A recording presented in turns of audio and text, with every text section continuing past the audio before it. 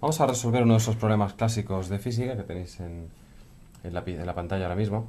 Veis que tenemos como un hilo conductor con una resistencia. Y ahora lo que vamos a hacer es cerrar este circuito utilizando una varilla, una barra conductora.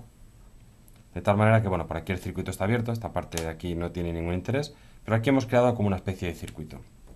Y ahora vamos a coger una fuerza externa, vamos a llamar F minúscula, y vamos a tirar de tal manera que siempre garantizamos que el movimiento de esta barra es uniforme, es decir, se mueve con velocidad constante. Las dimensiones, la separación de estas dos barras vamos a llamarlas L minúscula, y lo que vamos a hacer es introducir un campo magnético uniforme. En este caso vamos a suponer que hay un campo aquí que toma valores constantes. Y nos hacemos unas cuantas preguntas, como veis en el enunciado.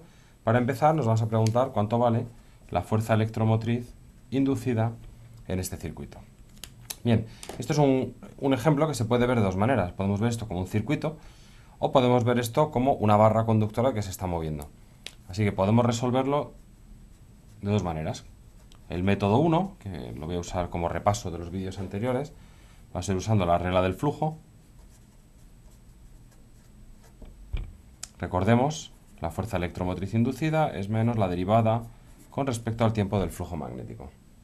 Y el segundo método, que es el que tiene más interés para lo que estamos viendo ahora en esta parte, es lo que vamos a llamar la FEM de movimiento, que es más profunda en el sentido de que tenemos que entender qué es lo que está pasando. Lo que está pasando es que aparece un campo eléctrico no conservativo dentro de la barra y gracias a ese campo eléctrico se produce la corriente. Así que vamos con los dos métodos. Con el método 1, pues recordemos, vamos a seguir unos cuantos pasos.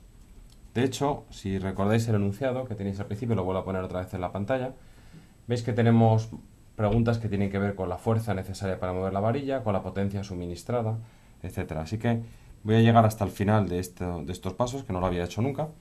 En el primer paso, recordad que había que darle un sentido al área, al vector área. Como el campo magnético veis que va hacia adentro, pues yo voy a llamar positivo a la dirección menos K. Así que el área de mi circuito la considero positiva hacia adentro. Bien, segundo paso, calculamos el flujo y a partir de ahí calculamos la FEM utilizando la ley de Faraday. El flujo es, recordad, una integral doble en el que multiplicamos el campo magnético por ese vector diferencial de área. Como nos ha pasado tantas veces en este curso, cuando las cosas son constantes, pues son sencillas. Además, fijaos que B va hacia adentro y el área que yo he elegido también va hacia adentro, así que este producto escalar es el producto de los módulos. Así que esto nos queda simplemente B por el área del circuito. Bien, el circuito, fijaos que va cambiando de área, porque la posición de esta barra, que podemos llamar X, por ejemplo, ¿vale? Cuando X va creciendo, pues el área va creciendo. Así que fijaos que aquí lo que tenemos es una dependencia en el tiempo del área. Bien, calculamos la fuerza electromotriz. Bueno, vamos a escribir esto primero como el área de un rectángulo, que es área de la base por altura, que es lo que me he llamado L minúscula. Y ahora sí, calculamos la fuerza electromotriz como menos la derivada con respecto al tiempo del flujo. Lo único que depende del tiempo es esta X, así que nos queda menos B por L por la derivada de X con respecto al tiempo, que es lo de la cinemática de la primera semana del curso, primera clase. Esto sería la velocidad. En este caso, como se mueve con velocidad constante, pues le voy a poner el subíndice V sub 0. Bien, ya tenemos nuestra ley de Faraday. Recordemos que en nuestro paso número 3 analizábamos este resultado usando la ley de Lenz, que nos decía, cuando se produce una variación de flujo, el sistema responde a esa variación de flujo. En este caso, fijaos, si yo tiro de esta barra con esta fuerza, X aumenta, por tanto el área aumenta, por tanto el flujo aumenta. ¿Qué es lo que hace el sistema? Oponerse a ese aumento de flujo. ¿Cómo se opone? Pues creando un campo inducido en sentido contrario que se opondría. Perdón, en sentido contrario. ¿Cómo creo yo un campo inducido hacia afuera? ¿Veis? El pulgar hacia arriba. Pues mano derecha sería creando una corriente inducida en este sentido, ¿vale? Pero bueno, lo que me interesa es, respecto al signo que hemos dado al área, hemos dicho positivos hacia adentro, este campo inducido tiene que ser hacia afuera para oponerse a ese aumento de flujo. Y esa oposición coincide con este signo menos. Así que la ley de Lenz y la ley de Faraday coinciden. Bien, vamos a hacer un análisis de fuerzas y torques. Bueno, torques no, porque este movimiento es unidimensional, así que vamos a hacer un análisis de fuerzas. Aquí tenemos dos fuerzas. ¿Por qué? Porque si nos olvidamos un momento del dibujo, de que esto es una barra móvil, hemos dicho que aquí se está induciendo una corriente. Y si recordamos del tema anterior, si yo tengo una corriente en un campo magnético, aparece una fuerza, que es la corriente del que sufre la fuerza, por diferencial de L y por B. En este caso, solo me interesa la fuerza sobre este segmento.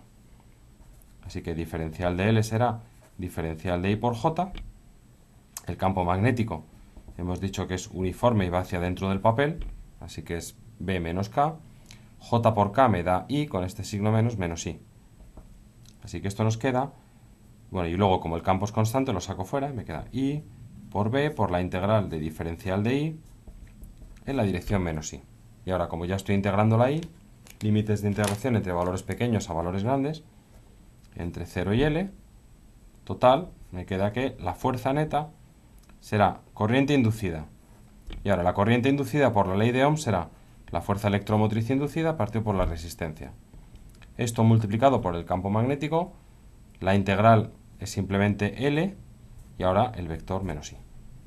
Sustituyendo la fuerza electromotriz sin signo, porque ya dije en otro vídeo que la corriente, una vez que le damos la dirección, ya no le ponemos signo, pues nos queda que la fuerza magnética que experimenta esta barra, debida al campo magnético, será B por L por V sub 0, con este B por L me queda B cuadrado L cuadrado V sub 0 partido por R, en la dirección menos I.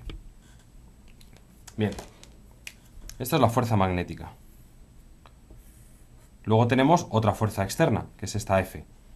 Como esto se mueve con velocidad constante, ley de Newton, sumatorio de todas las fuerzas igual a masa por aceleración. En este caso, aceleración nula porque se mueve con velocidad constante. Así que la fuerza externa, que es la que estábamos buscando, es vectorialmente menos la fuerza magnética. Así que cancelamos este signo y nos queda que la fuerza externa que hay que hacer para mover esto con velocidad uniforme v sub 0 hacia la derecha, pues es esta expresión de aquí. ¿Veis que tiene mucho sentido? ¿Vale? Por dos razones. La primera, vamos a volver a analizarlo esto en términos de la ley de Lenz. ¿Qué significa este signo menos? Significa que si yo miro la barra, yo tengo una fuerza magnética en este sentido y la fuerza externa en este otro sentido. ¿Por qué la fuerza magnética se hace a la izquierda? Porque nosotros sabemos que la inducción es un fenómeno que se opone a la variación del flujo.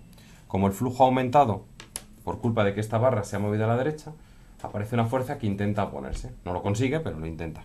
¿De acuerdo? Bien, eso me gusta. Por otro lado, una discusión más cuantitativa. Si el campo es muy grande, el campo magnético, hay que hacer mucha fuerza externa para mover esto. Claro, si aquí no hay imán, pues no hay que hacer nada. Si el imán que estamos poniendo aquí, en esta dirección, es muy fuerte, pues entonces la fuerza es muy grande. Por eso esto va en el numerador con el campo magnético. Si yo quiero mover esto a mucha velocidad, pues tengo que hacer mucha fuerza, evidentemente. ¿Vale? Si lo dejo quieto, pues no tengo que hacer nada. Si hay mucha resistencia, esto ya no es tan intuitivo, ¿vale? Tiene que ver con la corriente, no lo voy a analizar. Y luego, la L tiene un efecto doble. Por un lado, la L tiene que ver con el área de este circuito. Cuanto más grande sea el área, pues evidentemente más grandes son los efectos de inducción. Y el otro L, que tiene, porque veis que aquí aparece al cuadrado, tiene que ver con el tamaño de la barra. Una barra muy grande experimenta una fuerza muy grande, porque en la fuerza magnética, veis que aparece aquí la longitud total de la barra en esa integral. Así que esta expresión pues tiene bastante sentido. Bien, vamos con la parte final, que tiene que ver con el balance energético. Bueno, pues si volvemos de nuevo al pasado, recordáis que decíamos trabajo de las fuerzas externas es variación de la energía mecánica menos trabajo de las fuerzas internas no conservativas. En este caso, como solo tenemos un objeto, una barra, pues no hay fuerzas internas de ningún tipo, ¿de acuerdo? Por otro lado, aquí dentro teníamos variación de energía cinética más variación de energía potencial. Pero fijaos, como esto se mueve con velocidad constante, no hay variación de energía cinética. Y por otro lado, como la única fuerza que hay aquí es magnética y no es conservativa, pues tampoco hay variación de energía potencial. El campo electrostático sí es conservativo, pero el magnético no lo es. Así que lo que nos queda es que el trabajo de las fuerzas externas es igual a 0. Lo cual tiene sentido, ya lo podíamos haber deducido sin necesidad de esta expresión. ¿Por qué? porque hemos dicho que la fuerza magnética más la fuerza externa es igual a 0. Si yo calculo el trabajo total de las fuerzas externas, lo que nos queda es fuerza magnética por el desplazamiento de la barra más fuerza externa por el desplazamiento de la barra es igual a 0. ¿Vale? Y esto, o sea, digamos, el trabajo total es esto, esta suma es 0, ¿vale? Así que podríamos sacar aquí factor común, Fm más F diferencial de L. Esto es 0, por tanto el trabajo externo es 0. Así que hemos llegado a esta expresión de que el trabajo neto es 0 por dos caminos, ¿vale? Bien, vamos a calcular la potencia. Si recordáis, la potencia de mecánica era la derivada del trabajo con respecto al tiempo, así que es fuerza por velocidad. Si yo quiero calcular el trabajo o la potencia externa, ¿vale?, que hemos realizado con esa fuerza, pues esto será la fuerza externa por la velocidad. Bueno, en realidad esto es vectorial. Pero en este caso, como la fuerza hemos dicho que va hacia la derecha y que la velocidad siempre va hacia la derecha, pues esto será el producto de los módulos. La fuerza en módulo valía b cuadrado L cuadrado V sub 0 partido por la resistencia, por la velocidad, total me queda B cuadrado L cuadrado V sub 0 cuadrado partido por R. Vatios, ¿vale? Así que esto es la potencia mecánica que hemos tenido que hacer para mover esto con esa fuerza externa a velocidad constante. Bien, y ahora nos dicen, que nos preguntan, ¿por qué no me dices ahora cuánto vale la potencia eléctrica, si queréis, por la ley de Joule? ¿Y cuál es la potencia eléctrica? Pues esto era la intensidad al cuadrado por la resistencia. Si cogemos la expresión de la intensidad, que es fuerza electromotriz, que recordad que era B por L por V sub 0, partido por R, lo elevamos al cuadrado y multiplicamos por R, nos queda la misma expresión que aquí. ¿Y esto qué significa? Que todo el trabajo mecánico que he hecho para mover la barra, ¿vale?, esto sería potencia mecánica, se ha convertido en potencia eléctrica de disipación de la resistencia. Si esto fuese una calefacción, pues digamos, todo este trabajo se ha invertido en calentar el ambiente, digamos. Si esto fuese una bombilla, pues iluminar la bombilla, etc. Bueno, iluminar la bombilla más calor, etc. ¿Vale? Así que veis que este problema es muy bonito, porque recuperamos un resultado que tiene que ver con la electrostática, o mejor dicho, con la corriente eléctrica, a partir de un resultado mecánico. Esto puede parecer sorprendente, pero no os olvidéis que cuando definimos la corriente, en ese mini tema relámpago, ¿vale?, en el fondo, cuando hablábamos de corriente, lo que estábamos hablando era de portadores de carga que se mueven con una cierta velocidad. Así que no extraña que al final, bueno, pues uno recupere cosas como energía cinética en términos de corriente, potencia eléctrica en términos de potencia mecánica, etc. Bien, con esto acabaríamos el método 1, que en realidad es un repaso del tema anterior, o de los vídeos anteriores, ¿vale? Lo que voy a hacer ahora es llegar hasta este punto, o mejor dicho, hasta la fuerza electromotriz, ¿vale? Pero en lugar de, a partir de aquí todo el problema es igual, pero en lugar de hacerlo con la regla del área, lo voy a hacer como la FEM de movimiento. Ya digo, a partir de este punto todo lo demás es igual, así que no lo repito. Bien, ¿cómo analizaríamos esto como un problema de FEM de movimiento? Pues como digo, tenemos un conductor, que es esta barra, que se está moviendo con una cierta velocidad, en presencia de un campo magnético, ¿vale? Y si recordáis, hacíamos un análisis cuando teníamos esta barra, decíamos, ¿qué es lo que ve una carga positiva dentro de este conductor? Bueno, pues verá un campo magnético hacia adentro y una velocidad así que una fuerza magnética que es Q por V por B, ¿vale? Y esto, si hacéis el producto vectorial, esto va con más I, el campo va con K, así que I por K, menos K, I por menos K me da más J, es decir, esto es una fuerza magnética que va hacia arriba. Esta fuerza magnética no es la de antes de la barra, es la que experimenta una sola carga positiva. Bien, ¿eso qué significa? Que una carga positiva le gustaría irse hacia acá y por tanto una negativa, que cambiaría este signo, tendería a irse hacia acá, ¿vale? Eso es lo que hemos llamado ese campo eléctrico inducido, ¿vale? Así que aparece ese campo eléctrico que apunta del más al menos.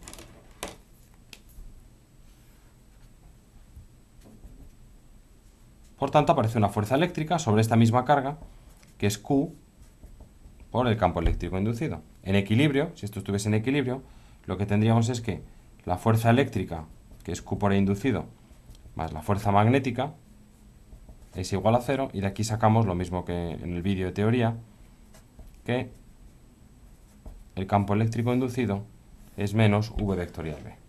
Bien, pues este va a ser nuestro punto de partida. No hace falta que hagamos esta deducción siempre, ¿vale? Pero bueno, vamos en general a seguir este método. Primero vamos a hacer un esquema, que es el que he hecho yo aquí, ¿vale? Pero lo voy a repetir, en el que yo voy a pintar para mi conductor la velocidad, el campo magnético, V por B veis que va para arriba, por tanto a partir de ahora hacia abajo por este signo menos, que de nuevo tiene que ver, es una reminiscencia de la ley de Lenz, bueno, en realidad al revés, y mi campo eléctrico, ¿vale? Así que a partir de este esquema ya puedo seguir trabajando. Ahora vamos a calcular la fuerza electromotriz, ¿vale? Que llamamos de movimiento, pero bueno, es una fuerza electromotriz normal y corriente. ¿Cómo se define? Pues esto es una circulación del campo. Y ahora, si llamamos al punto de arriba 1 y al punto de abajo 2, ¿vale? Pues este diferencial de L lo voy a hacer apuntar de 1 hacia 2. Así que diferencial de L va a ser diferencial de I, porque está en la vertical, por menos J. Mi campo eléctrico inducido, veis que va hacia abajo, tiene módulo V sub 0 por B, también menos J. Así que este producto escalar me queda 1 y esto será la integral de V sub 0B diferencial de I. Y ahora, como integro en I, y las integrales yo siempre las pongo de valores pequeños a valores grandes, pues de 0 a L.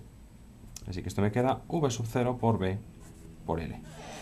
¿Vale? Así que veis que me sale en valor absoluto la misma fuerza electromotriz que habíamos calculado antes con la regla del flujo. ¿Dónde está el signo menos? Bueno, el signo menos está de alguna manera en que yo ya he elegido este sentido para esta dirección. ¿Vale? ¿Esto qué significa? Pues que como yo tengo este campo en esta dirección, fijaos que las cargas positivas las he movido hacia arriba, ¿vale? Si yo siguiese la pista de esta carga, esa carga tocaría este carril, vendría por aquí y bajaría por este sentido, ¿vale? Eso es lo que nos da esta corriente en sentido antihorario que hemos discutido antes, ¿vale? Así que de alguna manera lo que yo he hecho es reemplazar este tramo de conductor, esta barra, que se estaba moviendo con esta velocidad, es equivalente a un circuito con un voltaje que es V sub 0 por B por L. Pero como digo, una vez que ya había elegido este sentido, bueno, pues veis que esto es como una pila que va como en sentido contrario. ¿Por qué? Porque es como si yo estuviese mirando la pila, esto es el más y esto es el menos de la pila, y dentro el campo siempre va de más a menos, ¿vale? No es exactamente así, pero bueno, para que os hagáis una especie de regla mnemotécnica. Como digo, si el campo inducido va hacia abajo, es como si entre estos polos tuviésemos ese campo. Y fuera lo que estamos haciendo es crear una corriente en sentido antihorario. Una vez que tengo esta fuerza electromotriz y tengo esta pila, yo podría ver mi sistema como un sistema equivalente en el que tengo esta resistencia, tengo una pila de voltaje BV sub 0L, BV sub 0L, cerramos el circuito y ya esto es electrotecnia básica. ¿Vale? Aquí tendríamos esta corriente en este sentido y a partir de ahora todo el problema es igual. Aparece una fuerza magnética, hay un trabajo, una potencia, la potencia disipada, la resistencia es la misma que la potencia que hemos tenido que hacer externamente, ¿vale? Pero bueno, veis que es una manera un poco alternativa, pero tiene una gracia y es que va al fondo de la cuestión. Y el fondo de la cuestión en inducción electromagnética, como veréis en campos de segundo, tiene que ver con ese campo eléctrico inducido. Esa es la causa real de toda esta lógica de la ley de Faraday.